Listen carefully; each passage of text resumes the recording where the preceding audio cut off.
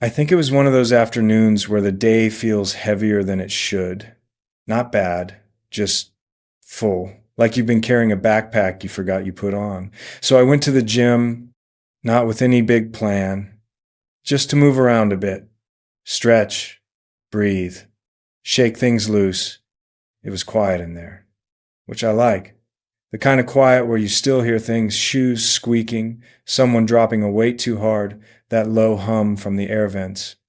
Smelled like rubber mats and old sweat, but not in a gross way, just normal, familiar. I started slow. Some shoulder rolls, light footwork, nothing intense. I wasn't trying to train hard, just wanted to feel my body again, you know. Remind myself I'm still in there somewhere. There were a few people scattered around, everyone in their own bubble, headphones in, eyes down, no one really talking. I like that part. Feels respectful. Like we're all sharing the same room, but not each other's stories. Then there was this guy across the mat. You know how you notice someone without really noticing them? Like your brain tags them but doesn't open the file? That was him. Younger, loud, big energy. He kept talking to anyone who would listen. About his belt, his tournaments, how long he'd been training, stuff like that. I didn't think much of it at first. Gyms attract all kinds. Some people are quiet. Some people need to fill the space. It's fine. But every so often, I'd feel eyes on me. Just a second. Then gone. Then again. I caught him looking over a couple times. Half smile. Like he was measuring something. I remember thinking, that's interesting. Not in a bad way, just curious, like when someone stares at a bus stop and you wonder what story they're writing in their head. I went back to my stretches. Tried not to make it weird. I wasn't there to be part of anything. I just wanted that calm feeling you get when your muscles finally let go a little.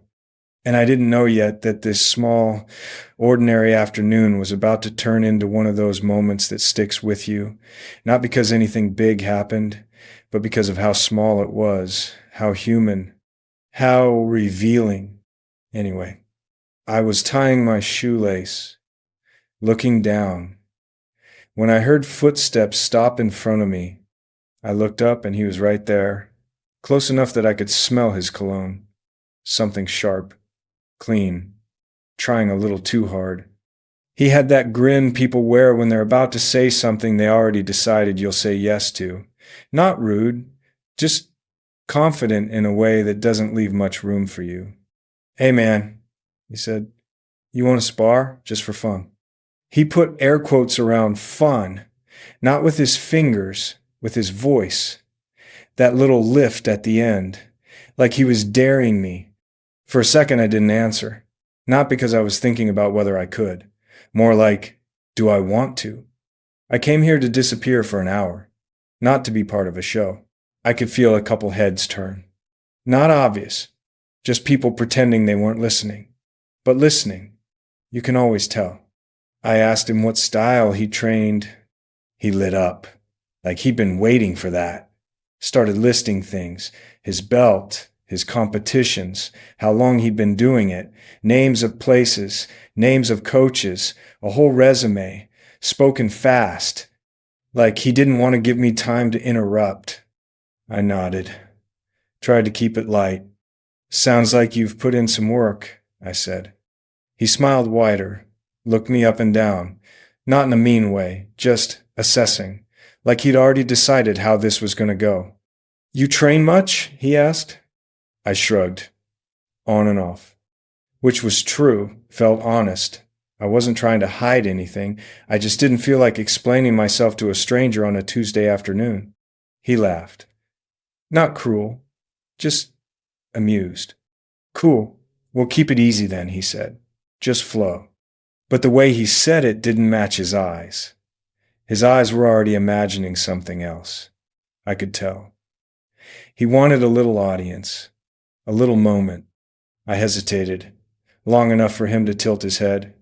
"What, you nervous?" he asked, still smiling. I almost laughed, not at him, at the situation. because it felt so familiar. That thing where someone decides who you are before you open your mouth, before you even move. I wasn't offended, just tired of being guessed at. I stood up. Sure, I said, for fun. We walked to the mat. He stretched his neck like a fighter before a round, rolled his shoulders, looked around to see who was watching. I bowed. He nodded back, a little rushed. And right before we started, I had this quiet thought. Not fear, just awareness. This isn't about sparring for him. It's about being seen. And I wondered what would happen if I didn't give him the story he was expecting. He came in fast, like he'd been waiting for a bell to ring. Sharp movements, big steps, a lot of noise in his breathing. Not tired breathing, more like performance breathing, letting everyone know he was working. I stayed light on my feet. Nothing fancy, just small shifts, feeling the mat under my toes. That soft, dusty texture you only notice when you slow down.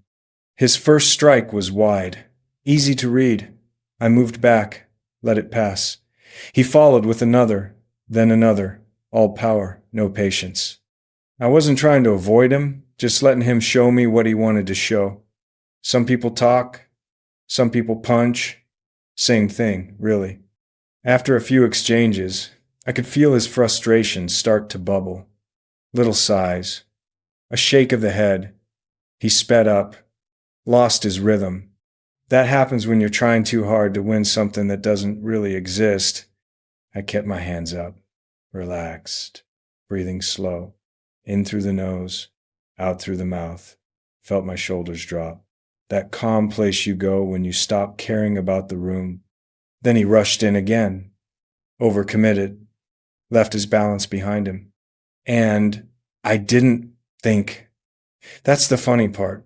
People always think you plan these moments. You don't. Your body just answers. I stepped to the side, took his arm, turned my hips. Not rough, not fast, just clean. Suddenly he wasn't standing anymore.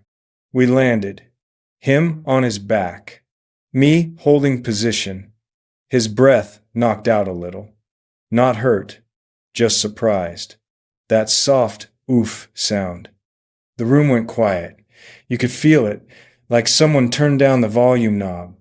I held him there for a second, not to show off, just enough time for him to understand where he was, how he got there. His eyes met mine, wide, confused, a little embarrassed. I could have stayed, could have made it something, but I didn't want that.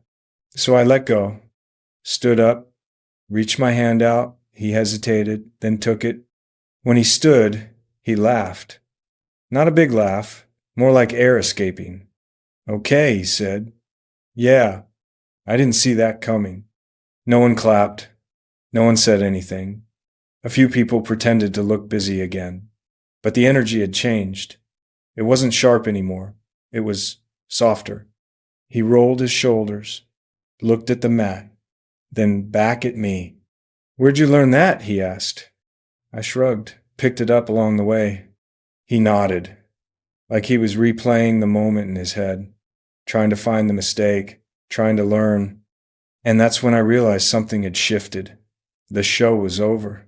Now it was just two people on a mat, breathing, sweating, being human.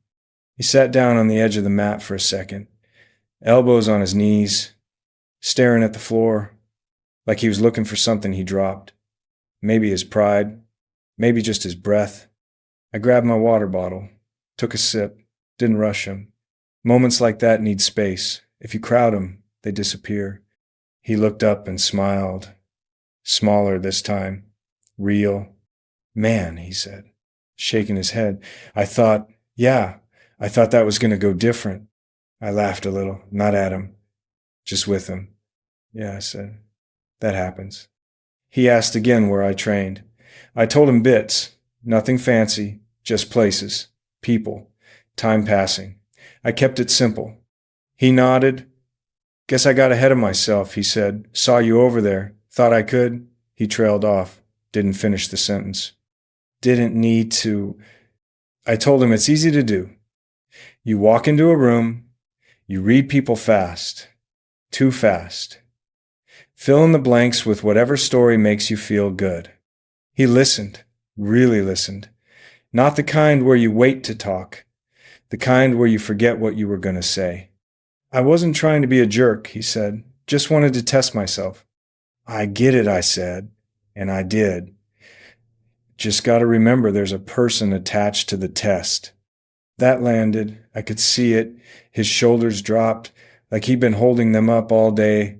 We talked for a bit about why he started training, about getting bullied when he was younger, wanting to feel strong, wanting respect, real respect, not the loud kind.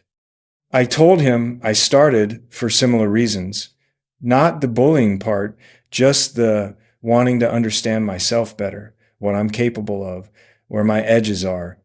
Someone dropped a weight nearby. The metal clanged.